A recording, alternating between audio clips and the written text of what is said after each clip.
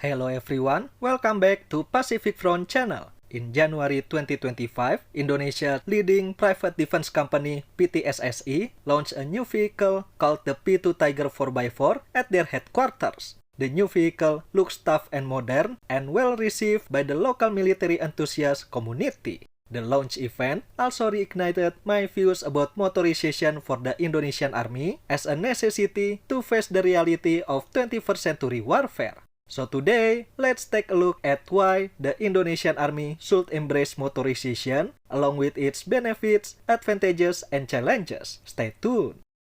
A few years ago, I made a video about the MRAP and asked if Indonesia needed this type of vehicle for its armed forces. Although my focus was on whether giving the soldiers a mine-protected vehicle was necessary or not, I think most of us will agree that having a better mode of mobility than the current one is needed. As we all know, most infantry units in the army are still using unprotected trucks for their mobility. Even though it's cheap and easy to acquire, it gives little or no protection at all, even against small arms fire.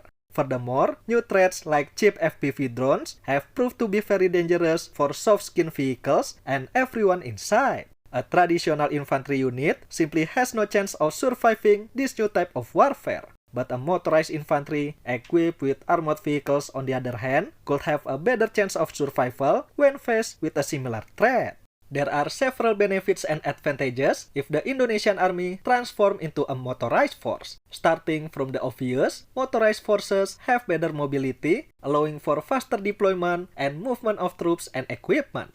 When equipped with an armored vehicle, it increases the survivability of troops in combat, meaning an infantry unit is less susceptible to ambushes, small arms fire, and shrapnel. Nowadays, it's common to see gun emplacement, either manned or remotely controlled, on top of an armored vehicle. A mix of small and medium caliber weapons will improve a motorized infantry's firepower, providing greater offensive and defensive capabilities. In the end, all of these advantages will affect the infantry's ability to conduct a wider range of military operations by having greater operational flexibility. However, it's not without challenges. Transforming into a motorized infantry requires a substantial amount of investment, not only just for procuring, maintaining, and operating armored vehicles, but also for personnel training to operate and maintain complex motorized equipment. Second, adequate road networks and transportation infrastructure are essential for the effective deployment of motorized units. Lastly, Indonesia has many different types of terrain, from jungles to mountains, and also many islands, which makes it hard to use standard motorized vehicles in all locations. But worry not, since these are not challenges that Indonesia cannot overcome. Funding is always the main issue for defense procurement in Indonesia, and transforming into motorized infantry is indeed an expensive venture. Even so, Indonesia managed to do it before and during a time when the economy was not as strong as today. In the late 2000s, Indonesia ordered 150 Anoa APC from Pindad for the army. Fast forward to 15 years later today, Pindad has delivered more than 350 vehicles and is being equipped in several mechanized battalions. Indonesia surely can do it again today. Not only that, the Anoa APC is an expensive armored vehicle. The base price of Anoa APC is around $1 million.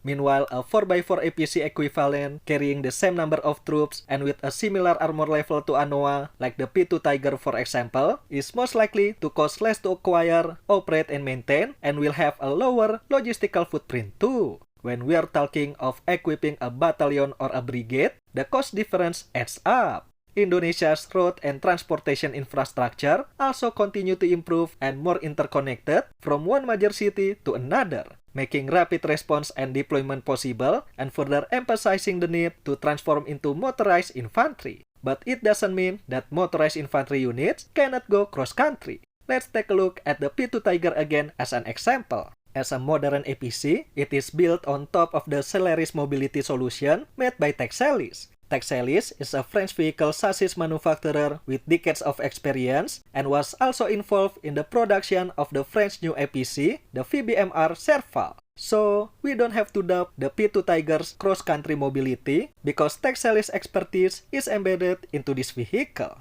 Indonesia's geographic features with jungles, mountains, and islands surely pose a challenge to the armored vehicles and motorized infantry deployment. There's nothing we can do about that other than identify the strengths and limitations of the motorized units and where best to put them. Indonesia, a nation of thousands of islands, faces unique security challenges. From vast distances to diverse terrains, the need for a modern mobile army is critical. When an emerging threat requires rapid deployment, only motorized forces can traverse these distances swiftly, reaching operation areas faster than traditional infantry and bringing more firepower and protection than airborne unit could do. This will provide a decisive advantage in combat as it enhances the army's ability to project power and protect its troops. Furthermore, a modern, well-equipped motorized army enhances Indonesia's deterrence capabilities and allows for more effective power projection in the region. It sends a clear message that Indonesia is prepared for 21st century warfare. Of course, there are challenges like high transformation costs, complex logistics, extensive training requirements, infrastructure development, and adapting to Indonesia's diverse terrain. But it can be overcome with strategic planning, significant investment, and more importantly, a commitment to long-term development. Indonesia has done it before, and with the same commitment, they definitely can do it again. The army can start small and doesn't need to be for every infantry battalion. Replacing the BTR-40 and other aging wheeled vehicles in the mechanized battalions can be the starting point. Then finding regular infantry units that are suitable to be transformed into motorized ones. I mentioned the P2 Tiger a lot in this video, but it doesn't have to be it either. A fair bit could be open to local companies to compete based on the army's need. That way, innovation will arise and Indonesia's defense industry will progress. And that's it for today. What do you think about the idea of motorizing the Indonesian army? Do you think it's necessary or their current state is fine? Also, what is the best vehicle you have in mind to fill this role? Let us know in the comment section below. Thank you for watching everyone. I'll see you in the next one.